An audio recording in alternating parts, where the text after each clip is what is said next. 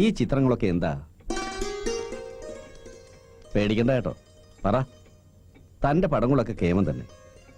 പക്ഷേ അതിന്റെ അർത്ഥം കൂടെ പറഞ്ഞ. ആ പറയടോ.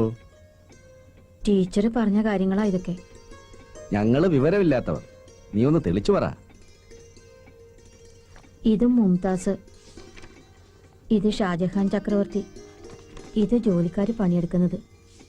ഈ പാഠമാണോ ടീച്ചർ പഠിപ്പിച്ചോണ്ടിരുന്നത്? അതെ സർ. ആ സാറേ, അവൻ നോട്ട് എഴുതിയതാ, ചിത്രഭാഷയിലാണെന്നേ ഉള്ളൂ. അവൻ ഇനി മലയാളത്തിൽ എഴുതിക്കോളൂ, അല്ലേ ബാലു? ചെല്ല് ചെല്ലേ, ഇനി കുത്തി വരച്ചോണ്ടിരുന്നാ ഉണ്ടല്ലോ. പൊക്കോ. സബ് ജില്ലക്കുള്ള സെലക്ഷൻ അല്ലേ നാളെ? ശ്യാമ എന്തിനൊക്കെ ചേരുന്നു? പാട്ടിന് മാത്രം. ചിത്രം വരയ്ക്കാൻ ഞാനില്ല.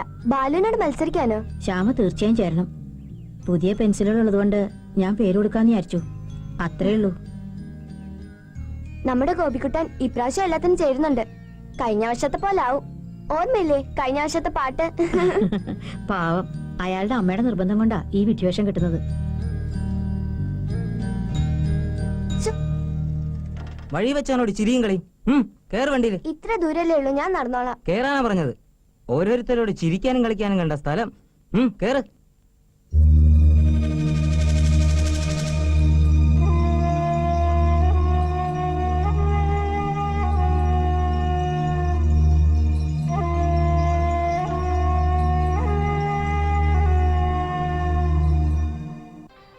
സാർ, എല്ലാ മത്സരത്തിനും ഒരേ സമയത്ത് എങ്ങനെ എത്തും സാർ? അതല്ലേ തന്നോട് രണ്ടോ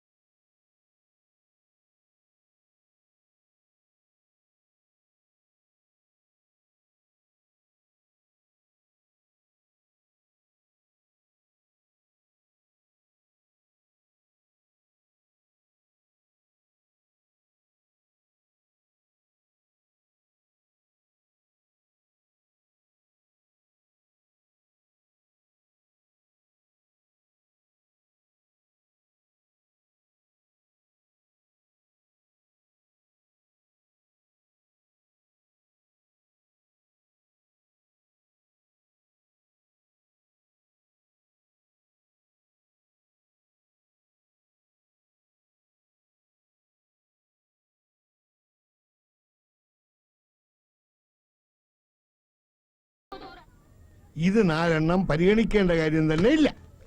ഇത് നമ്മുടെ ഗോപിക്കുട്ടന്റേതാ. ചേടാ ഗോപിക്കുട്ടാ, നീ ഇതെങ്ങനെ പറ്റിച്ചു? പോരട്ടെ പോരട്ടെ പോരട്ടെ, അതുകൂടെ ഇതിന്റെ കൂട്ടത്തിൽ പോരട്ടെ.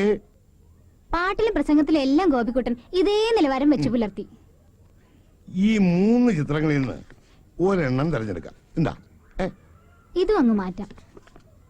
ആ ഇനി എളുപ്പമല്ലേ, ശ്യാമയുടെ ചിത്രവും ബാലുവിന്റെ ചിത്രവും. ടീച്ചറിന്റെ അഭിപ്രായം എന്താ? ഞാനെന്ത് പറയാൻ, സാമൂഹ്യ ശാസ്ത്രമല്ലേ എന്റെ വിഷയം. ചോദിച്ചില്ലെങ്കിലും ഞാൻ പറയാം, ബാലുവിന്റെ ചിത്രം തന്നെയാണ് എനിക്കിഷ്ടം. അതിലൊരു പ്രത്യേകതയുണ്ട്. അങ്ങനെ അല്ല സാറേ, അവന്റെ പടത്തിന് ഒരു ഡിസിപ്ലിൻ ഇല്ല. ബാലുവിന്റെ പടം കണ്ടോ? ഉറങ്ങുന്ന ആനക്കാരനെയും ചുരുണ്ടുകൂടിയ പട്ടിയെയും വരച്ചാൽ ഉത്സവമാകുമോ? എന്നാൽ ശ്യാമയുടെ ചിത്രം അങ്ങനെയല്ല. രൂപങ്ങൾക്കെല്ലാം വ്യക്തതയുണ്ട്, ജീവനുണ്ട്. അതൊക്കെ സാറിന്റെ ഇഷ്ടം. പക്ഷെ ബാലുവിന്റെ ചിത്രം മോശമെന്ന് പറയാൻ പറ്റില്ല. മോശമെന്നാണ് പറഞ്ഞു. മത്സരത്തിന് അയക്കാൻ പറ്റില്ല. പിന്നെ മരിച്ചുപോയി നമ്മുടെ സുന്ദരേശ്വരൻ സാറിന്റെ ചെറുമോളായി ശ്യാമ. അറിയാം അറിയാം. ആരെ അയച്ചാലും കൊള്ളാം, നമുക്കൊരു സമ്മാനം കിട്ടണം. അങ്ങനെയെങ്കിൽ ശ്യാമയെ തന്നെ അയക്കാം. എന്താ?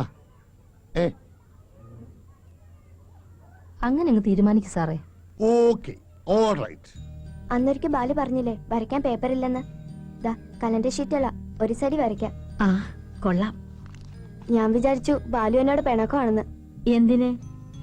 ആ വേലായുധ സാറിന് ബാലുവിനെ ഇഷ്ടമല്ലാത്തോണ്ട് അയക്കാത്തത്. എന്റെ പടത്തേക്കാൾ എന്ത് നന്നായിരുന്നു ബാലുവിന്റെ പടം. ഞാൻ കണ്ടു. ഓ അതൊന്നും സാരില്ല. ഈ പെൻസിലുകൾ തരാനാ ഞാൻ വരാമെന്ന് പറഞ്ഞത്. സിറ്റിയിൽ പോയപ്പോ കിട്ടിയതാ. ദാ.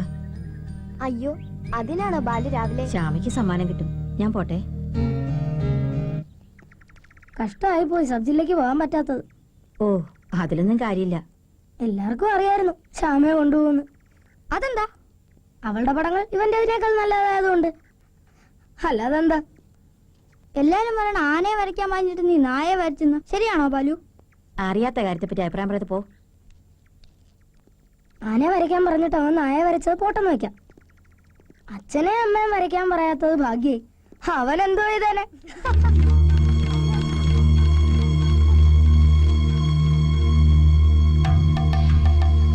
ചോദിച്ചാ അച്ഛനും അമ്മയില്ലാത്തൊരു കുട്ടി വലിച്ചെറിയതാണെന്ന് പറഞ്ഞു.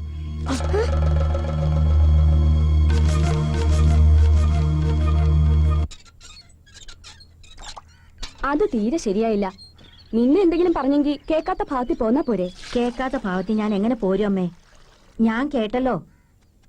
ശരി, കേട്ടെന്ന് വെച്ച് നീ തിരിച്ചെന്തെങ്കിലും പറഞ്ഞാ മതിയായിരുന്നു. ആ കുട്ടിയുടെ ഷർട്ട് കീറിയത് തെറ്റായിപ്പോയി മോനെ. ഞാൻ എന്തെങ്കിലും തിരിച്ചു പറഞ്ഞാ അവന്റെ അമ്മ അതറിയില്ലല്ലോ. ഓഹോ, അപ്പൊ അതായിരുന്നു ഉദ്ദേശം. അമ്മ എത്ര തവണ നിന്നോട് പറഞ്ഞിട്ടുണ്ട് മോനെ വഴക്കിനൊന്നും പോരുതെന്ന്. അതിന് ഞാൻ അങ്ങോട്ട് വഴക്കിനൊന്നും പോയില്ലല്ലോ അമ്മേ. ആരോട് വഴക്കിന് പോയാലും കൊള്ളാം, നീ പോയി ആ കുട്ടിയോട് മാപ്പ് ചോദിക്കണം. അയ്യനേത്തച്ഛൻ ഇത് അറിയുമ്പോ എന്ത് വിഷമിക്കുമെന്നോ. അച്ഛനോട് വേണമെങ്കിൽ മാപ്പി വയ്ക്കാം, വേണുവിനോട് വയ്യ. എന്റെ മോൻ എന്തെങ്കിലും പറഞ്ഞെന്നിരിക്കും. അതിന് ഈ ചെയ്തത് ശരിയായോ അച്ചോ? കുട്ടികൾ തമ്മിലുള്ള വഴക്കിൽ നമ്മൾ ഇടപെടാതിരിക്കുന്നതാ ഭംഗി. അവർ ചിരിക്കും, കലഹിക്കും, നാളെ കാണുമ്പോ കെട്ടിപ്പിടിക്കും. ഇതങ്ങനെ നിസ്സാരമായി കണ്ടുടച്ചോ? ഷർട്ടും വലിച്ചു കയറി അടിയും കൊടുത്തു, ഒരുതരം കവലച്ചട്ടമ്പെ പോലെ. അച്ഛനെ ഓർത്തിട്ടാ ഇല്ലെന്ന് ഞാൻ. ശാന്തനാവൂ സഹോദര.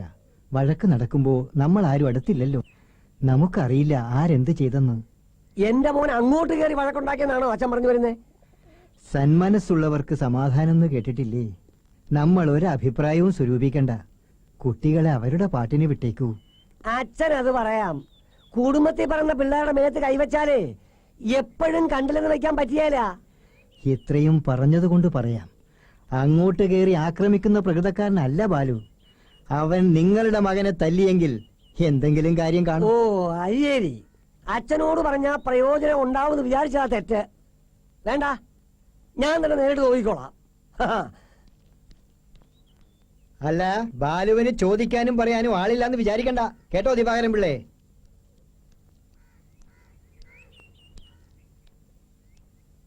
അച്ഛൻ കണ്ട കുരുത്തക്കെട്ടന്മാരുടെ വക്കാലത്ത് പിടിക്കുന്ന എന്തിനാ? നിന്നോട് അഭിപ്രായം ചോദിച്ചോ? ഒരാളങ്ങ് ആനപ്പുറത്താണല്ലോ. ശ്യാമയ്ക്ക് ഞാനൊരു ആനപ്പുറം തയ്യാറാക്കിയിട്ടുണ്ട്, കേറിയിരിക്കെ. ആരെങ്കിലും കണ്ടാ മരങ്കേർ പെണ്ണെന്ന് വിളിക്കും. ആ, ശ്യാമയ്ക്ക് പ്രോത്സാഹന സമ്മാനം കിട്ടിയിട്ട് സന്തോഷമില്ലേ? ബാലുവിനെ അയച്ചിരുന്നെങ്കിൽ ഒന്നാം സമ്മാനം കിട്ടിയേനെ. ആ വേലായുധ സാറിന്റെ തല കയറില്ല. എനിക്ക് സത്യത്തിൽ ഈ മത്സരത്തിനൊന്നും വരയ്ക്കാൻ ഇഷ്ടമില്ല. ഈ വിഷയത്തെപ്പറ്റി വരയ്ക്കണം, ഇത്ര സമയത്തിനുള്ളിൽ വരയ്ക്കണം എന്നൊക്കെ പറഞ്ഞാൽ വരയ്ക്കാൻ ഒരു സുഖമില്ല. മതിയാകം വരെ വരയ്ക്കണം, കൊതിതീരും വരെ നിറം കൊടുക്കണം.